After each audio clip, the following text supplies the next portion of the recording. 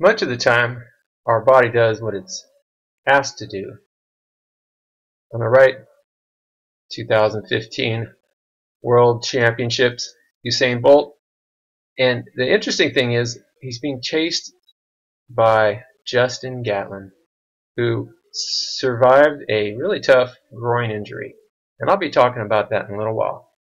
Right now, muscular dystrophy, often due to the sarcomeres, they're just not contracting properly. And without contraction, they're going to break down over time because of that chemical actin-myosin imbalance. It happens often because of a dysfunctional gene, so people inherit it. But sometimes infections, especially viral infections, may also cause the condition. Look at how close that is. Wow.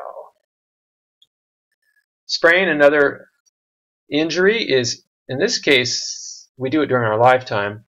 And it's when a joint moves outside of its normal range of motion. So one of the reasons we need to remain mobile the rest of our life. Good example is that inversion lateral ankle sprain, where there's an outer movement in the calcaneal fibular or the anterior talofibular ligament. One of those two, or sometimes both, are stretched to a point at which they will tear. Hopefully they won't break.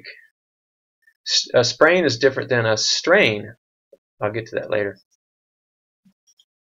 Shin splints, or medial tibial stress syndrome, which describes the disorder, we have something happening to the tendons that attach the tibia and the fibula to muscles. Generally, it's fatigue, such as distance runners, or trauma, contact sports. Over time, the tendons that are attached to muscles gradually pull away from the bone. And this can be a problem if the tendon, which the tendon doesn't want to break. A tendon is so very tough that sometimes rather than tear, it'll just pull a piece of bone away from the tibia or fibula. Loose bodies, these are particles of cartilage typically from the meniscus or cruciate ligaments or other sources in that capsule. And it happens in synovial joints, which are a capsule of fluid. And these little pieces of cartilage are going to float around and cause a lot of pain. Think of if you're trying to close a door and you stick a pencil in there, the door's not going to close. And that's what loose bodies is like. Surgeons can get in there and debride, a debridement with saline, sterile saline, to flush out some of those loose bodies. Sometimes it takes care of the problems. It's a good first conservative approach. Tenosynovitis. The synovium is a membrane around, it forms a sheath around tendons. And if you see the suffix itis, you think, well, there's inflammation going on of the synovium in this case. And the sheath is going to swell, and as it swells, it's going to press on all those neighboring nerves, and we have pain. And this can happen in many places throughout the body, not just the wrist here. Meniscus, think of that horseshoe-shaped or crescent-shaped piece of cartilage that forms the caps on the tibia and the femur. It's a wonderful situation.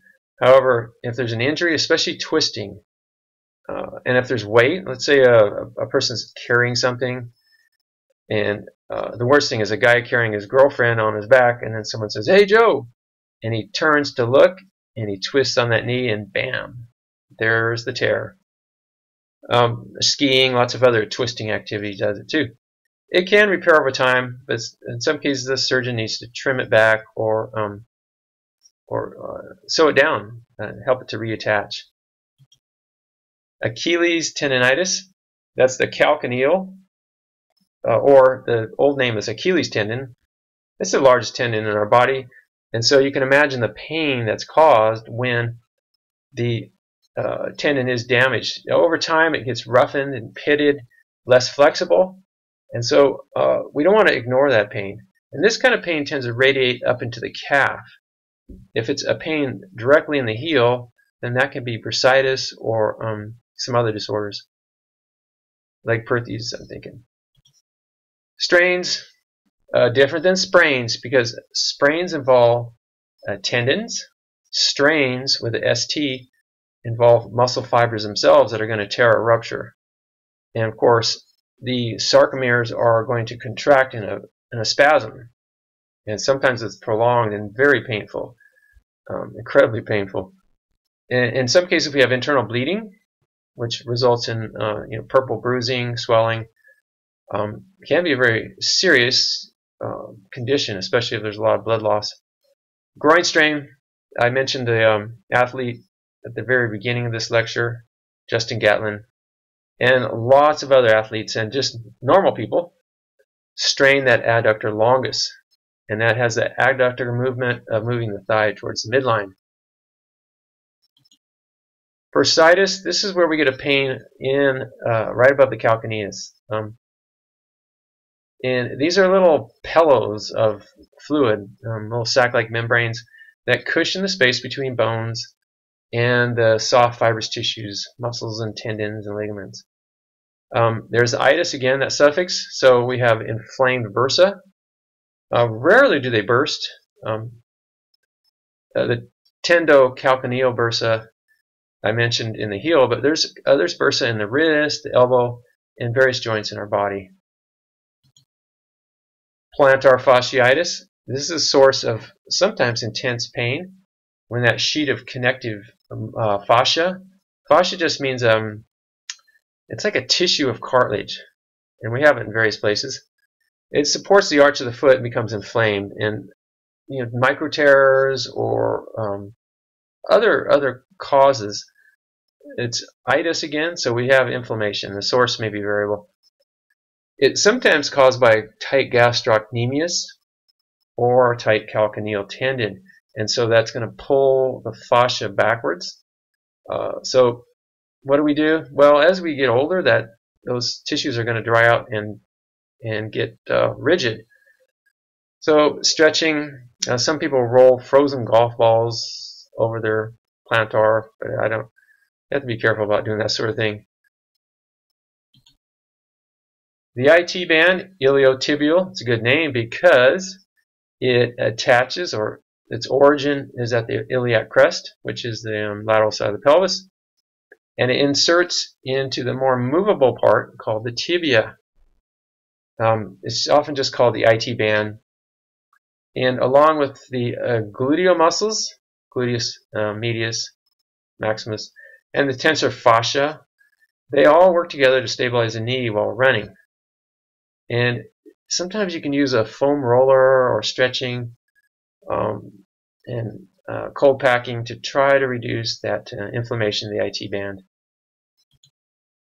Alright, here we have a summary. Muscular dystrophy tends to be genetic. Sarcomeres are just not contracting, and so the muscles are going to atrophy. Sprain involves ligaments, and in this case the joint is moved out of its normal range. Medial tibial stress syndrome, or Shin splints, that's where the anterior tibialis, for one, and also the posterior tibialis, can become inflamed and pull away. Loose bodies, floating in that synovial fluid, causing a lot of pain, sometimes coming from the cruciate or meniscus. Tenosynovitis itis, so it's inflammation of the synovium. Meniscus tear, that horseshoe-shaped piece of cartilage. These are often weight-bearing, twisting kind of injuries. Achilles, due to the calcaneal inflammation. Strains, these are muscles different than sprains. Think of the adductor longus, the groin, one of the several groin adductor muscles. Bursitis, bursa are those fluid-filled membranes. Plantar fasciitis, which is the plantar inflammation, that muscle. It's really has a sheet of fascia there. And the IT band, iliotibial. Wow, we sure are lucky that our bodies function perfectly much of the time.